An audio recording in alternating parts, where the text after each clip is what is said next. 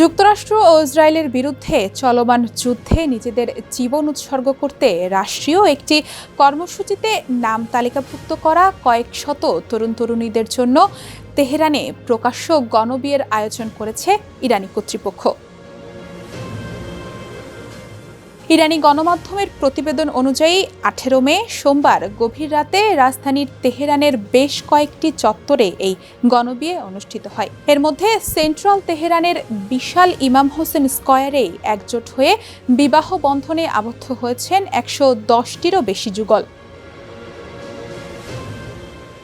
যুক্তরাষ্ট্রের president Donald Trump যখন একটি নড়বড়ে যুদ্ধবিরতির মধ্যেই ইরানের বিরুদ্ধে নতুন করে সামরিক পদক্ষেপের হুমকি দিচ্ছেন, ঠিক তখনই যুদ্ধকালীন মনোবল বাড়াতে রাষ্ট্রীয় টেলিভিশনে এই বিয়ের অনুষ্ঠান সরাসরি সম্প্রচার করা হয়। উল্লেখ্য, গত 28 ফেব্রুয়ারি শুরু হওয়া এই যুদ্ধ বর্তমানে একটি নড়বড়ে যুদ্ধবিরতির মধ্যে থমকে রয়েছে।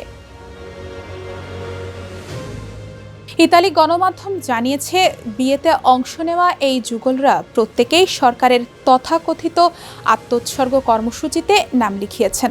এই কর্মসূচির আওতায় অংশগ্রহণকারীরা যুদ্ধের প্রয়োজনে নিজেদের জীবন বাজি রাখার অঙ্গীকার করেছেন। যেমন প্রয়োজনে বিদ্যুৎ কেন্দ্রগুলোর বাইরে মানব ঢাল তৈরি করবেন তারা।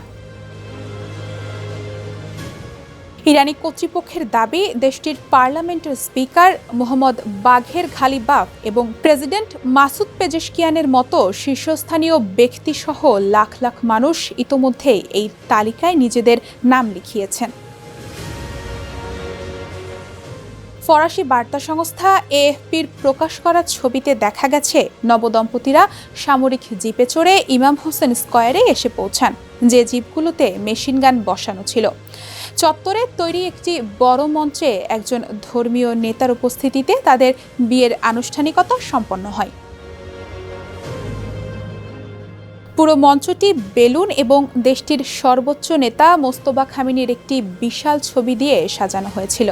উল্লেখ্য, যুদ্ধের প্রথম দিনেই তার বাবা ও পূর্বসূরি আলী খামেনি নিহত হওয়ার পর মোস্তফা খামেনি সর্বোচ্চ নেতায় স্থলাভিষিক্ত হন। তবে দায়িত্ব নেওয়ার পর থেকে এখন পর্যন্ত তিনি জনসম্মুখে আসেননি।